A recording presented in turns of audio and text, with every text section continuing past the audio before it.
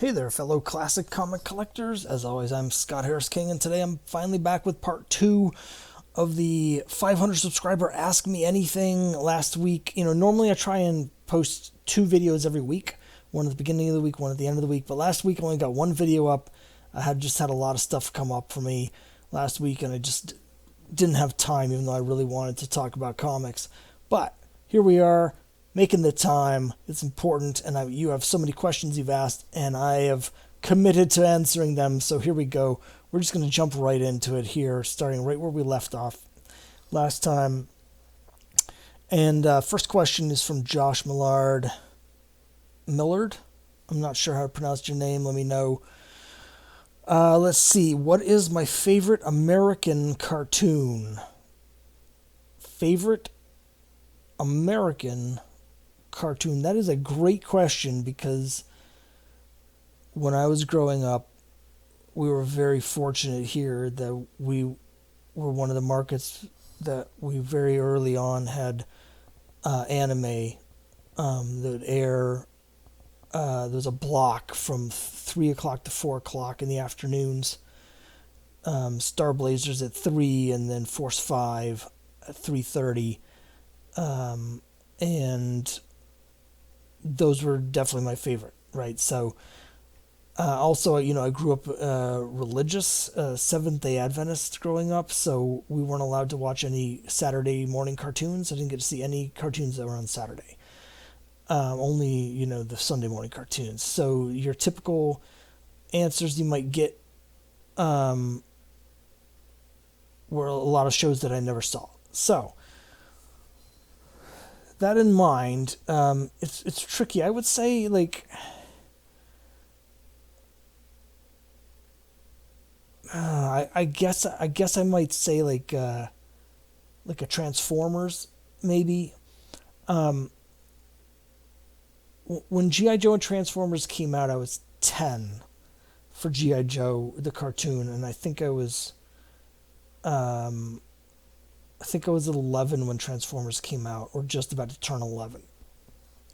So it was right at the perfect age, but I aged out of it very quickly, right? So, like, I thought that the initial stories were really good for both of them. Like, the first mini series for both were very good, and then very quickly they were too American for me. And what I mean by that is that Star Blazers in particular, which is Space Battleship Yamato, the original title, was so much more mature in the content and the tone than American cartoons, that I felt like most of the American cartoons were kid stuff. Like, they weren't treating me seriously as a viewer, I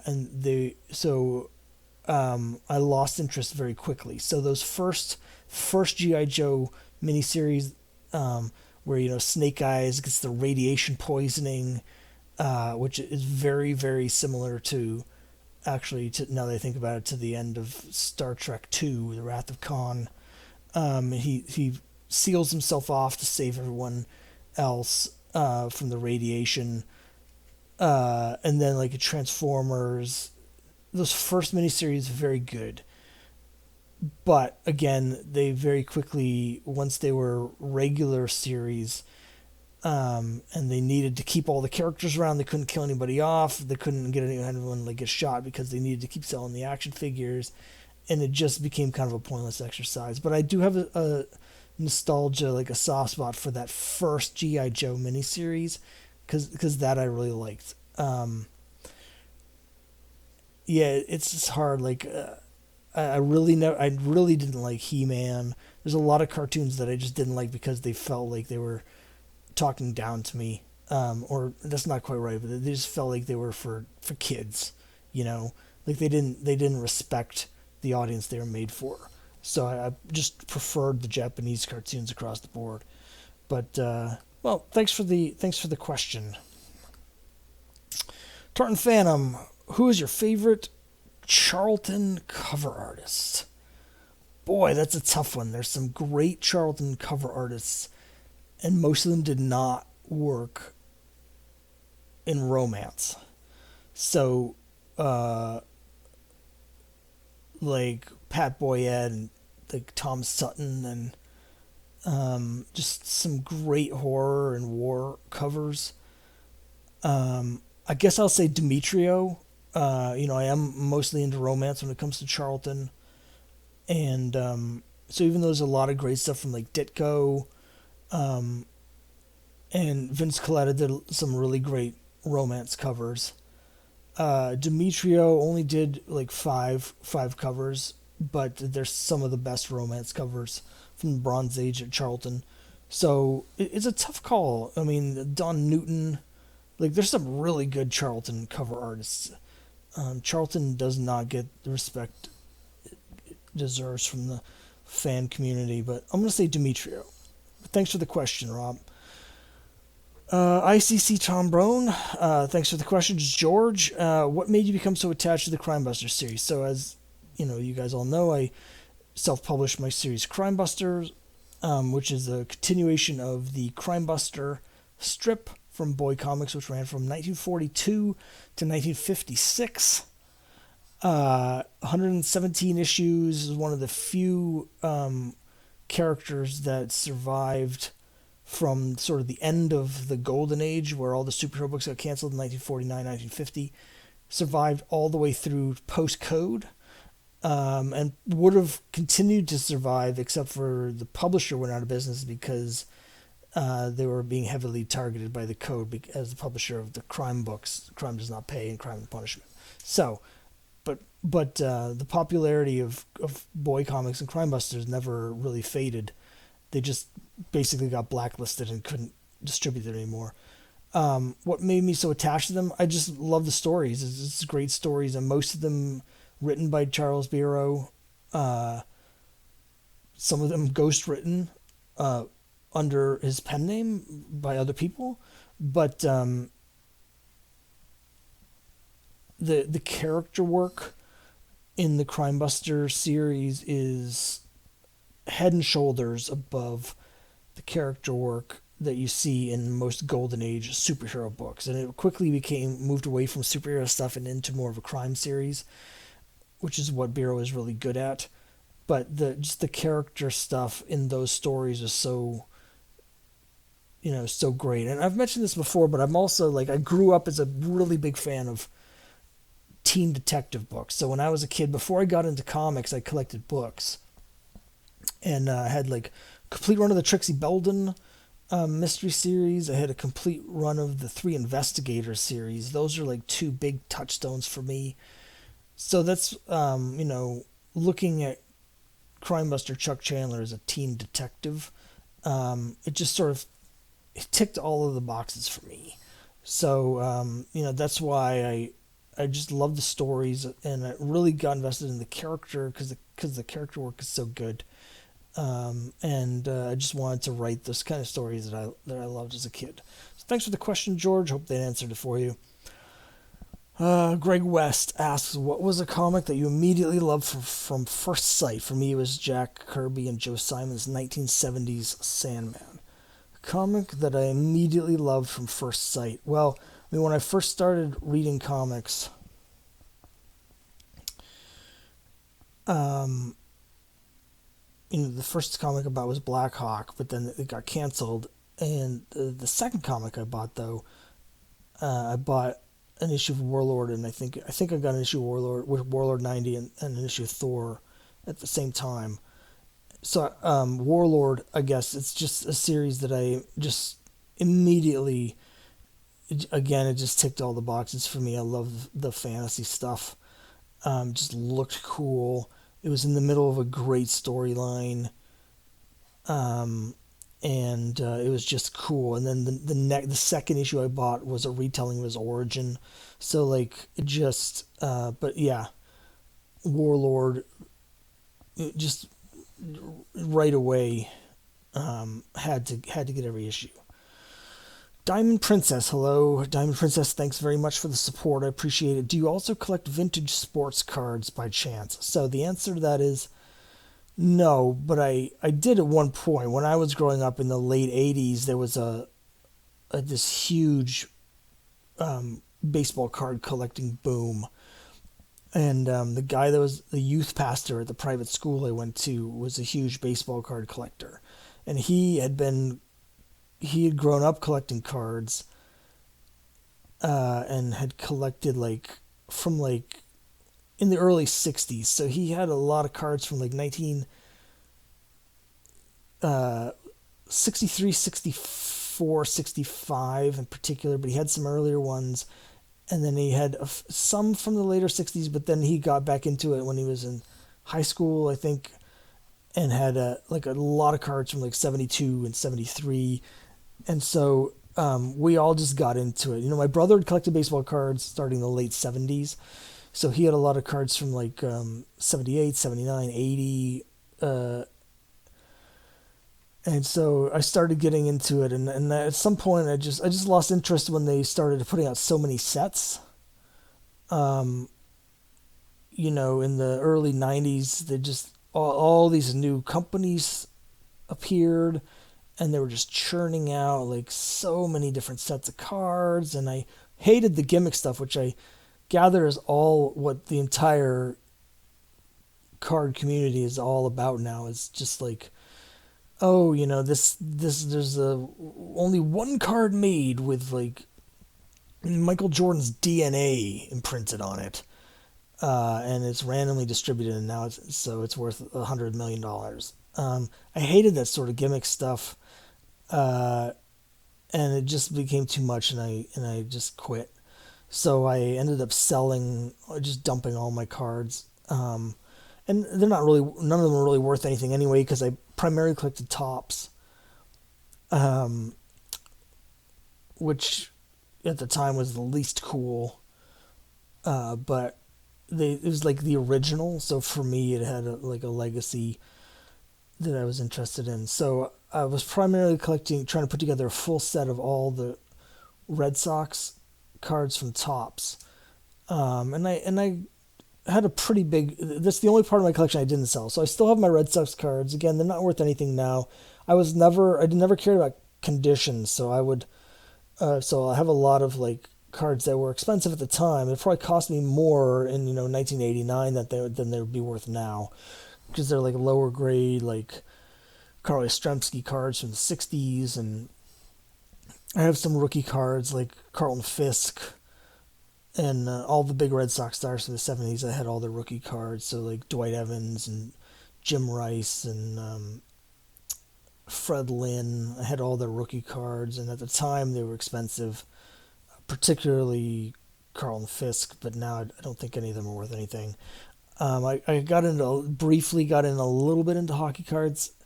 Somewhere I have a Ray Bourque rookie, but I'm not even sure where it is. I might have lost it. I have a few cards from the 70s, from the early 70s, the Big Bad Bruins. So I've got a Bobby Orr and some other cards from 1970, from the 69-70 set.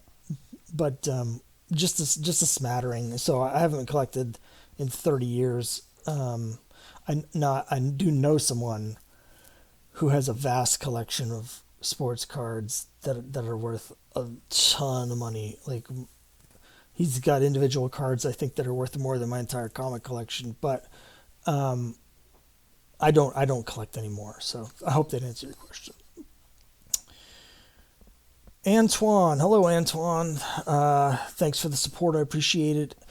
Antoine has traded with me in the past in the Great Trading Challenge, so that ties right into his question. Antoine says, "Are you confident to succeed in your trade challenge? I'm rooting for you. Thanks, Antoine. Am I confident to succeed? No, I'm not confident. The issue is I am trading up. My value is increasing, but also inflation is happening, which is part of the value increasing. Essentially, as the value of my collection is going, my trade pool is going up. The value of the comic I'm trying to get, the All-Star 8, is also kind of going up. Now, I'm lucky in that at the time I started this, it was in a downward swing because the book had gone way up because of the movies, and after Wonder Woman 84 came out and a lot of people didn't like it, the price of All-Star 8 sort of went down a little bit at the same time I started this. So I've made up a little bit of ground, but all it takes is a little bit of a spike in the price of the All-Star 8 and it'll very easily wipe out all the gains I've made towards it. So I'm just not sure that I can trade up faster than the value of what I'm trying to get is also rising. So like I don't just have to make, increase the value. I have to increase the value faster than than my target book. And I don't know if I can do that. I'm having a lot of fun doing it, but it is also a lot of work. And so sometimes, I basically I've got like 12 different things going on comic book wise, and I can only focus on 5 of them at a time. And so sometimes I just have to put the trading on the back burner. I'm hoping, I've already recorded the next video, and I was ready to go for the next round of trades. However, I just have had some real life, stuff been happening, work stuff and health stuff, and I just don't have the bandwidth to think about it right now. But sometime in the next couple months, I expect to get back to that, and we'll get going again. But I really appreciate the support and the trades. Thank you. Beer Marshall. Hello, Beer Marshall. Thank you for your support and question. He asks, or she, the marshal of I think Beer Marshall is a gender neutral position. What is your favorite book about comics and comic history, or what book would you most recommend to people who want to know more about the field? It's an interesting question. The books that I really get into about comics history are like super nerdy. They're not books that I would recommend to people who want to know more about the field, because they only make sense if you already know a lot about comics. There's a book about romance comics. There's really a deep dive into romance comics of the 40s and 50s that was really interesting to me, but I think most people would it drives them completely insane if they tried to read it. On the same note, there was a great book called I think it's called Comic Wars, and it is like a very detailed examination of the shenanigans around Marvel's bankruptcy in the 90s. A lot of legal stuff, a lot of stuff about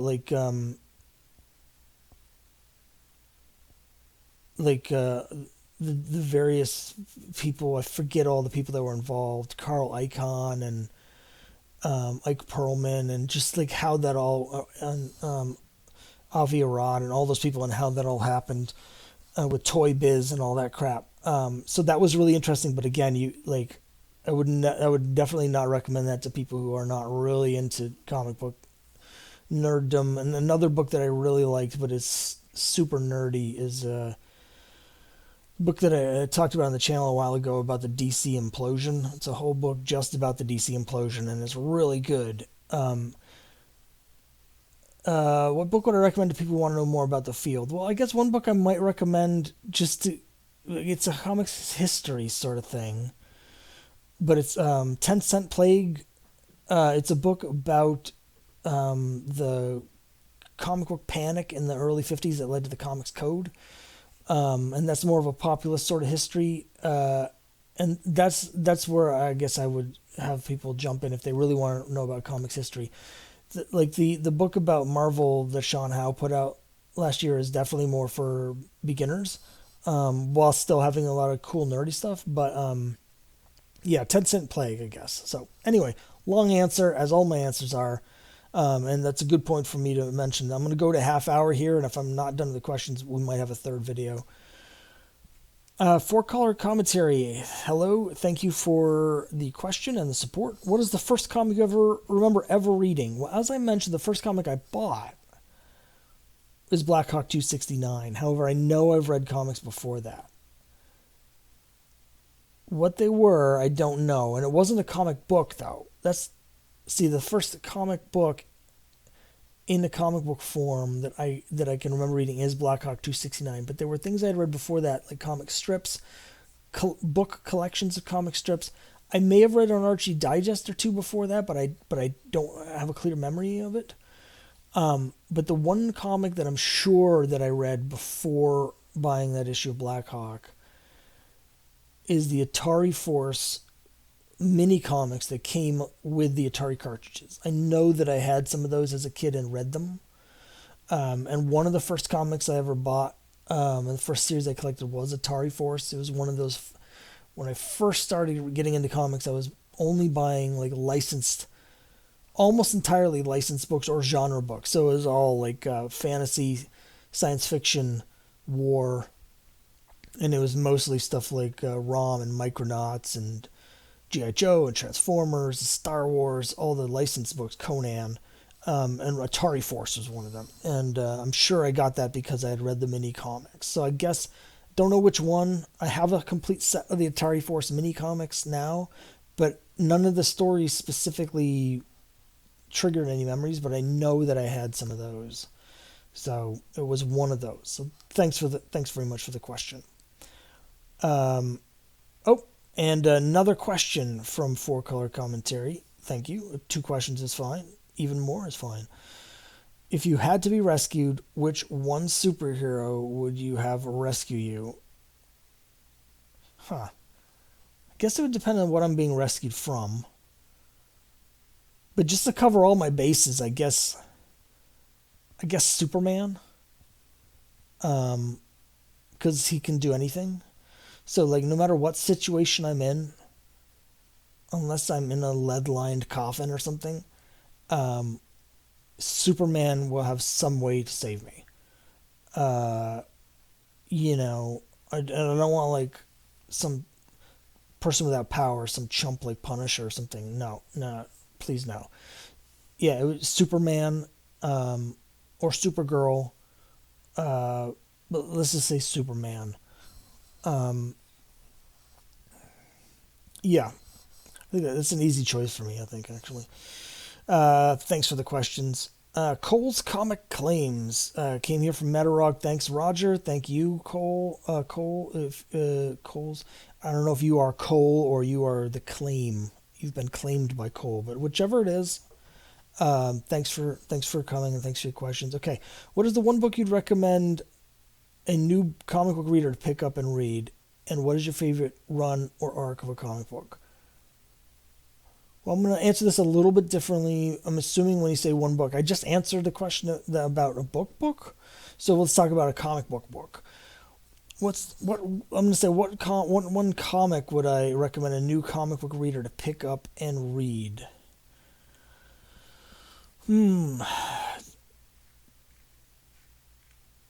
That is really that's a tough question. It would depend a great deal on who the person is, like what their age is, what their tastes are. If they're into superhero stuff and they're younger, if they say someone's watching like the Marvel movies and they're on the younger side. Squirrel Girl is a personal favorite of mine. Moon Girl and Devil Dinosaur, that sort of thing. Those would be big recommendations. If they're older and they're sort of like more willing to explore older styles of storytelling, I guess I would say to start at the beginning of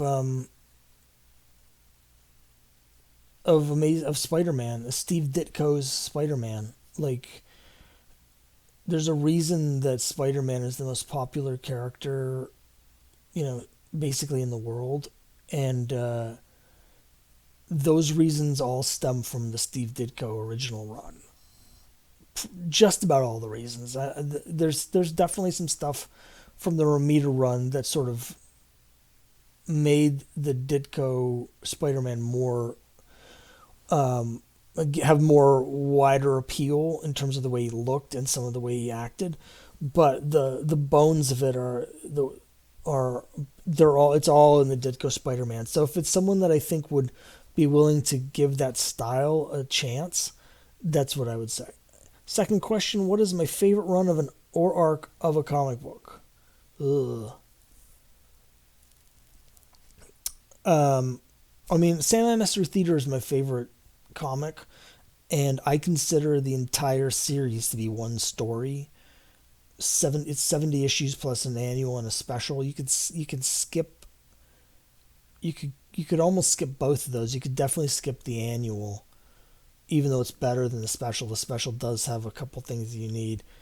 Um, but the 70 issue run of Sandman Mystery Theater, one complete story really for me. They were doing that a fair amount in the 90s. If I had to pick like one arc of a comic, um, I know that there's people that think it's overrated and don't like it, and I think it's crazy because the Korvac saga for me is probably the top like superhero story for me. So those are my answers right now. as of me answering the questions, I might have different answers at a different time, but that's what I'm going with. So thanks again for the questions. I appreciate it. Joe47771, did you have any particular teachers who encouraged your creativity when I was a child? Yes, I would say like I remember when I was in fourth grade, we had like an exercise where we were learning how to make a book. Um, so that was good. I definitely did. I remember doing this a little bit of creative writing. My teacher, Mr. Temple, was really, was my favorite teacher. And I started doing a little creative writing fifth and sixth grade there. But really, when I was in seventh grade, my seventh grade teacher, Mrs. Siver, every week we had a creative writing block. Once a week, we had this period that was just for creative writing, and I just went crazy on it that year. Just like I printed up these blank pieces of paper that each had a logo at the top, like a comic book logo, and then they had a number, and so every page would be a new issue, and so I'd end each page on a cliffhanger, and I had multiple different titles that I was doing. I had was an ElfQuest fan fiction, and I ended up writing like over 60 pages of this ElfQuest fan fiction. But I also had a bunch of my own stuff. There was one called Russians, which was like my version of Red Dawn, because this was 1986. So I kept writing that for like a while, like a couple years, and I got up to like page 135, so I had like 135 issues of Russians. Sometimes they'd be 2 pages, so it was actually more pages than that. Some issues were longer because I needed more story to get to the cliffhanger. So it was really more like 175 pages of just nonsense about, Cold War nonsense. But I had a bunch of different ones. So yeah, I would say my seventh grade teacher, Mrs. Siver, really encouraged me a lot. Um, all right, I only have a few questions left, so we're going to try and fit them all in here. Mike Bohm, will my wife ever make an appearance on the channel? Thank you for the support, Mike. Thanks for the question. That's entirely up to her, so I don't know. I would say probably ever is a long time. If she wants to be on the channel, she will be. We have talked about doing I really like watching people's reaction videos, so I've talked about doing reaction videos. We were talking about maybe watching the entire MCU from start to present, all of the movies in order, because she has seen most of them, almost all of them, and not quite all of them, but most of them a long time ago, and she doesn't really remember some of the details. And so we were talking about just doing a whole run through. I mean, it's been 13 years worth of movies now, so for my work, because I do some writing about the MCU online freelance. I have to know all this stuff, so I'm constantly revisiting the movies. But it's possible if we do that, she'll be on here in a reaction video. But it's possible she may never appear. It's entirely what she wants to do. So thanks for the question. Wes asks, who is my favorite comic artist of all time? Thanks for the question, Wes. The short answer is Darwin Cook. The longer answer is I haven't actually read that much stuff by Darwin Cook. I mean, New Frontier is great, which I think he also wrote, if I remember correctly. He did a few issues of Jonah Hex and stuff that I read, but he was someone that never really worked on the comics that I was collecting. But he's sort of my ideal artist. His work is just that's what I want out of a comic book is Darwin Cook. It's a perfect comic artist for me. So even though I've hardly read anything by him, I've looked at his art enough to know that I wish he had been drawing the comics that I've been reading. Steve Alcoin says, what is the first book you bought in a comic book shop? So that's a totally different question than what my first comic was. Thank you very much, Steve, for the question, because my first comics, I bought them all at like a drugstore, off the newsstand. The first time I went to a comic book store, it was a store in Air, Mass, which the store's long, long, long gone. This would have been 85. And I just wanted to get the oldest things that they had. And I didn't have a lot of money, but I wanted to get the oldest things that I could afford. And so the comics that I bought that day were Avengers 36 and Fantastic Four 61 out of their back issue bin. And neither of those, Fantastic Four 61 is Kirby, so it's good. Avengers 36, not great. I hate the coloring in those issues. All this monotone gray, machinery. I just hate the way those are colored, and the printing process wasn't great. I hate the cover. Roy Thomas had just taken over and was still figuring out how to do it. So not great. But they also had a 25-cent box on the floor. I remember it was on the floor, and I remember going through it. And again, I wanted to get the oldest things I could get, so I got 2 more comics that day. Amazing Adventures number 6, the Atlas version with Dr. Droom, aka who's later became Dr. Druid, and Flash 137, the first Silver Age appearance of the Justice Society. So, yeah. Those I got those for 25 cents each, and so those are the first comics I ever bought in a comic book shop. I know it's a little bit weird. It was all mid to early Silver Age stuff, mid to early 60s, and this was in 1985. But I guess I was a weird kid because that's what I wanted, and so yeah, Avengers 36, Fantastic Four 61, and Amazing Adventure 6, Flash 137. Those are the first comics I ever got at a comic shop. Thanks for the question, Steve. Devin Clark, which comic do I own that I own? Let me just read the question the way it's written.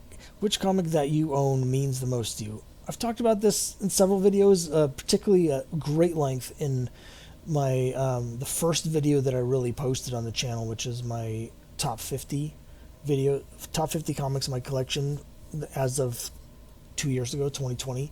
But it's Avengers number 1.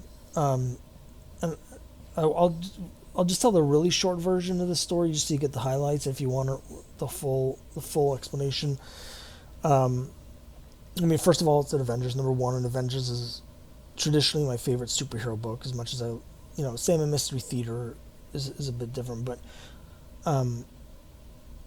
so it's got that going for it.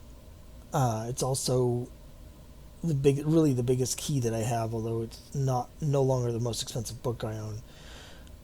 I got it for my birthday. My parents bought it for me for my 14th birthday. They gave me a choice between getting that or getting a beat up old car to restore, so that I would have a cool old car to drive when I got to driving age. And I decided I wanted the comic instead of the car.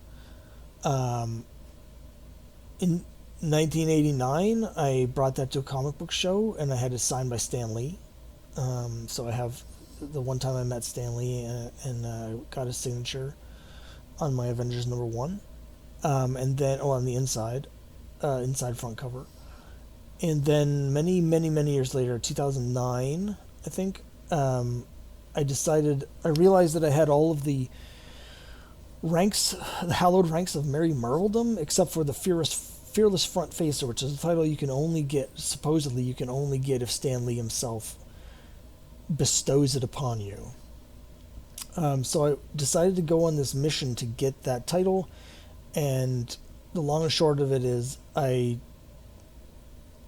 made a video where I told the story of choosing Avengers 1 over the car, and Stan ended up seeing it, and I got an email from Stan Lee himself giving me the title of Fearless Front Facer. So for all of those various reasons, my parents have both passed away now, so there's just a lot of sentimental attachment to it. Avengers growing up collecting was my favorite title, and my friend Jason and I, it was his favorite title, and he was trying to put together a complete run. So it's just tied up with all these important memories to me of early comic collecting and just the joy of the collecting. So Avengers number 1. I'm getting verklempt just talking about my Avengers number 1. Keith Ingebretson. Hello, Keith. Thanks for the question. Here we go. My question to you is, do you do any collecting of the comics or the Marx Jewelers advertisements in them? I remember having one as a kid. There were comics distributed in the army bases. So the answer is I don't specifically collect them. I have seen a few of them. I don't think I have any currently in my collection. I know I have had in the past, at a time when I didn't know what they were. As you say, only about 5% of the runs had the comics in them.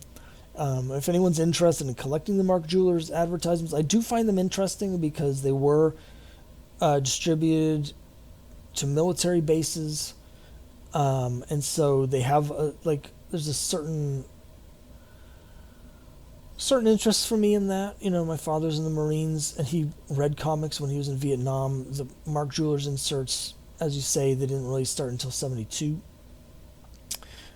And into the 80s, I could be crazy, but I'm actually pretty confident that I've seen some books as late as the early 90s that have the Mark Jewelers inserts. In fact, I'm pretty sure there's one of those big, Copper Age keys actually has a Mark Jewelers variant. It might be the first Deadpool in New Mutants in 98. I'm not sure. Don't quote me on that. But I know I've seen some from the 90s that actually have these. So I don't collect them. However, one tip for people that are interested in that sort of thing is that a lot of them have a stamp, a star. It's like a blue, I think it's blue. It's like a star stamp that's on the front cover. And when you see the star stamp, that means that it was a comic distributed at a military base. And so when you see that star, chances are pretty good that it's going to have the Mark Jewelers inserted in it as well. So it's just a tip because, of course, you could theoretically tell if it's, if a comic's in a bag, you can't open it up to see. Might be able to tell from the weight and the feel of it because it's going to have a thicker, an extra set of pages in it. But the star on the front is a really good indication that it's probably got the insert. So anyway, no, I don't collect them, but I think it's really cool. So thanks for the question. Stupid stop motion. Given your years of experience, what are your biggest regrets related to your collection? Well, I traded a Fantastic Four number 5 for a handful of random issues of Ghost Rider. So that's the answer. I've talked about that before. I was a teenager. I was a kid. My brain hadn't finished developing, and I had that thing that I used to get as a kid, and I'm sure some of you can remember this. I got super obsessive about about collecting Ghost Rider, and I had to have them. And I went to a comic show, and I didn't have any money. I had a $20 bill, and that's it. And I spent it. And so I really wanted these issues of Ghost Rider. The only thing I had to trade was the Fantastic Four number 5. I'm still salty about the adult who completely ripped me off on that trade intentionally. I should have known better, but I didn't have the impulse control. It's not quite as bad as it sounds because I spent that $20 on a copy of Marvel Spotlight number 5, which is now worth several $1,000s as well. It's not worth as much as the Fantastic Four number 5, but it's not a complete loss. But Yeah, that's probably. There's other books that I used to have and books I could have bought and stuff, like, but I don't necessarily regret it. I have a very clear memory of looking at Amazing Spider-Man 300 on the spinner rack at Walden Books, and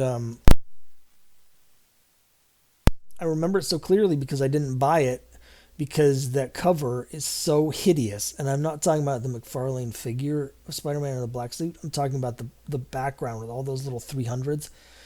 All of the Spider-Man anniversary issues around that time had that design, and I hate it.